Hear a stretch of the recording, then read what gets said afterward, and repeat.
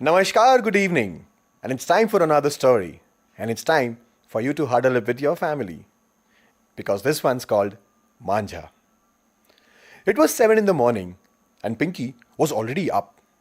Normally, she would test her mother's patience to get out of the bed. But today was different. She jumped out of her bed and ran straight to the window, searching for them in the sky. And there they were, right there, bobbling across the sky, waving their tails. It was Sankranti, and the sky was full of them. Watching the kites brought a smile on her face. But soon, a tear trickled on her cheek. Pinky loved kites, and Abbu was a kite maker himself. Pinky's Abbu had promised her that he will teach her to fly kites this year. But then yesterday, he received a big order from another town and he had to leave. And with him he took every kite and every firki. Now Pinky's only hope was to talk to her Ammi. But Ammi won't let her. Ammi didn't want Pinky to climb up the rooftops and she was worried that the Manjha is too sharp and would cut Pinky's soft hands. But Pinky was not someone who would give up so easily. So Pinky quickly took a bath and changed into a frock which had print of kites on it. Her mother had stitched it. Pinky ran to the kitchen where Ammi was preparing breakfast and she tightly hugged her Ammi from behind. "Arey Pinky, you woke up early today," her mother said, pleasantly surprised. "And why have you left your hair open? How many times I have told you?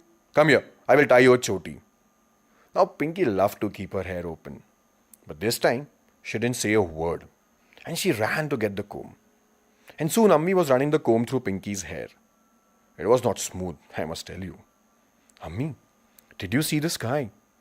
"Yes, but you're not running behind them." And Pinky could feel the extra pressure her mother added while tying the choti. "Ammi, please." "No, Pinky, not without Abbu." And Pinky could feel the pressure even more. "Why don't you play with Razia and the other girls?" "Arey no, Ammi, they are boring. They play with dolls." Now Pinky loved being out and the girls, they loved being indoors. So Pinky was left with only the boys. "Acha, Ammi, done with the choti. I have to go and wake up Golu." "No, Pinky, first have breakfast and then go wherever you have to go. And don't run behind the kites," Ammi warned her. Pinky gobbled her breakfast and in no time she was outside the house and was running towards Golu's house. Kalu, her pet dog, also started running behind her. Golu stayed in the adjoining lane. Even before she reached the beginning of the lane, her choti was loose and her hair started to fly. It was as if she was the free kite and her hair the tail. Soon she reached Golu's house. Now it was not easy to wake up Golu. So Pinky slowly pulled his blanket down when she saw his big tummy dancing to the rhythm of his snoring. Golu pulled back the blanket, getting all irritated. Pinky pulled it back. Golu pulled it up again. Now Pinky knew this was not going to work.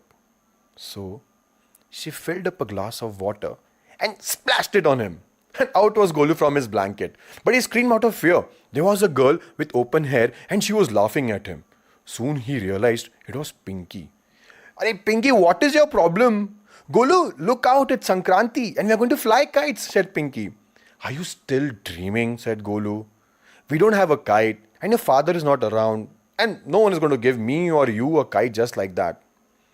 Listening to this, Pinky's face dropped. Now Golu couldn't see her sad. So he said, "Okay, fine, don't be sad. Irfan Bhaiya has called me to help him with flying the kites and to hold the firki. But he doesn't like you for your mischiefs." No, Gulu, I promise I will be good. I won't touch anything, I promise." "Fine, I will talk to him. Oh yeah, and your dog Kalu can't come up. We will have to tie him down." Now Kalu's face dropped. Golu just shook his head and walked up to the kitchen. He walked out with a laddu in one hand and his toothbrush in another. Now Pinky and Kalu both watched Golu taking a bite of the laddu, brush, spit, take another bite of the laddu, brush and spit again. Soon Golu's mom walked in with the paratha saying, "Aw, my baby has become so thin." And in no time, Golu was on his third paratha. And after a glass of milk and with a burp, Golu announced, Let's go. Irfan Bhaiya had a 3-storied house, the tallest in the area, and he used to fly kites from his rooftop. All three of them, Pinky, Golu, and Kalu, were soon near Irfan Bhaiya's house. Taking charge of the situation, Golu instructed Pinky, "Okay, listen. I will go first and talk to Irfan Bhaiya. Till then, you wait here." After about 15 minutes, Golu yelled down from the rooftop, "Pinky, come up, quickly!" Pinky tied Kalu to the gate and ran up the stairs. As soon as she opened the door, there they were, resting along the wall. Black, blue, green, with moon, with stars. Her eyes lit up with the sight of the kites. She slowly went closer and touched the firki while smelling the manja. She loved the smell of the manja. "Oi, Pinky!" yelled Irfan Bhaiya. "If you do any musty, I will send you down. Chalo, Golu, hold the kite and release it up." But Golu was nowhere to be seen. Golu had noticed all the jalebi and pakoda kept on the other side. "Golu!" Bhaiya yelled. Talking with his mouth filled, Golu said, "Bhaiya, 2 minutes. Till then, Pinky can release it." "Fine. Pinky, come here. Hold the kite. And when I tell you to release the kite." Now, Pinky wouldn't believe. She was finally holding the kite. She took a deep breath and started walking to the spot Irfan Bhaiya had pointed. "Release!" yelled Irfan Bhaiya, and that's what Pinky did. Up the kite went, high into the sky, and so did Pinky's spirits. "Pinky, come quickly, hold the firki, and do as I say." Pinky ran towards Irfan Bhaiya, held the firki, and started following him. She couldn't hide her smile. Now, from the neighboring terrace, Sakina Didi was watching Irfan Bhaiya. Irfan Bhaiya had a task of impressing her. And that's when Irfan Bhaiya cut the first kite. And Sakina Didi clapped. And Irfan Bhaiya was now wearing his goggles. By afternoon, Irfan Bhaiya had cut a lot of kites and was super happy. So he called both Pinky and Golu. "Pinky, Golu, come here." And then he handed over a kite to Pinky and a firki to Golu. "This is for you two. Come in the evening and we will fly together." Pinky and Golu just couldn't believe it. They had their own kites. They both ran down the stairs. They reached the gate and bam! Pinky and Golu, they both felt a push and they both had fallen into the puddle. Now Montu and his friends were waiting for them. Pinky looked at the kite. It was torn and wet. So was her frock. The firki that Golu was holding had broken and the manja was all wet. "Pinky ki bachchi, this is for pushing me the other day," said Montu while his gang laughed.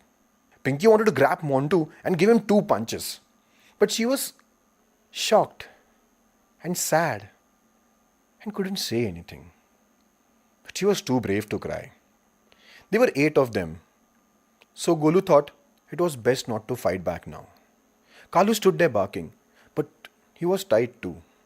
The gang laughed and pushed them and walked away. Pinky was heartbroken.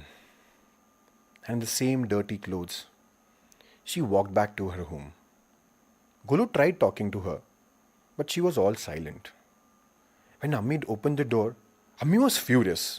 "What were you doing? Were you running behind the kites? I told you not to, and still." And even before Pinky could say anything, Ammi gave her a whack on her back. "Go and change and take a bath." Pinky was in the bathroom, and she poured water on herself, and with the flowing water, trickled her tears. Ammi had made her favorite kheer, but it had no sweetness for Pinky. After finishing her food, she sat near the door, looking up in the sky, trying to stop her tears. And that's when she saw a kite falling from the sky and it got stuck into the tree. Now that brought a smile on her face. She ran towards Golu's house and Golu was eating, but she dragged him out. "Golu, there's a kite stuck in the tree. We can take that. We can use the manja that is tied to it." "Pinky, but we don't have a firki," said Golu. Pinky looked around and slowly picked up the balan using which Golu's mom would make chapatis. Golu smiled and they both ran towards the tree. Golu was far behind by the time Pinky climbed up the tree. Pinky pulled the kite down and Golu wrapped the manja on the balan. Let's go to Irfan Bhaiya's terrace, Pinky said with excitement. Irfan Bhaiya was not on the terrace, and both Golu and Pinky didn't know how to fly a kite. But Pinky would not give up that easily. Golu, you hold the kite and stand there. When I say release, you release the kite. Release, Pinky yelled. But her hands were too small to lift up the kite. They did it few more times, but the kite won't fly. That's when Irfan Bhaiya saw the kite from his gate. He ran up the terrace and caught Pinky by her neck. I told you no mischief. You stole a kite, didn't you? Pinky was so scared that she couldn't say anything. That's when Golu came running. No, Bhaiya. Montu pushed us, and the kite tore and the firki broke. Then we found another kite on the tree and we wrapped a Manjha on the balan. You know, Pinky also got a beating from her ummi. And that time, Pinky couldn't stop the tear that trickled down her eyes. Pinky, give me the firki, said Irfan Bhaiya. And once again, Pinky had lost her kite. And now go and get the kite. Not you, Pinky. Golu, you go. Pinky, you hold the firki. She did as told. Golu, release, Irfan Bhaiya yelled. And up went the kite. Pinky, come here. Pinky went closer to Irfan Bhaiya and he handed over the Manjha in her hand. For the first time, Pinky felt the weight of the Manjha. She had a big smile on her face. But at the same time, she was tensed. Now release. And Pinky let the Manjha loose. And she saw the kite soar. Now pull, said Irfan Bhaiya. And Pinky gripped the Manjha and pulled it. And again, she saw the kite soar. Golu stood there and was clapping with happiness for Pinky. She then called him and handed over the Manjha to him. He held it for a minute and gave it back to her. No, Pinky, it's all yours. Soon the sun was about to set. So they got the kite down. And now, the sky was full of kites with lights. And three of them stood there gazing at the lit sky. Pinky, your Abba taught me how to fly kites, said Irfan Bhaiya. I wish he was here today, Pinky replied. Bhaiya, there is one more thing I wanted to ask you. Yes, Pinky. Bhaiya, why is it the kite soars even if I pull? Or even if I let the Manjha go? Irfan Bhaiya thought for a while. He looked at both Pinky and Golu and he replied, Pinky unit is just like our life. You must know when to let loose and you must know when to pull it back. Someday you will understand this. For now, you just fly. And friends, this was a story of Pinky and a dream to fly a kite. Manjha.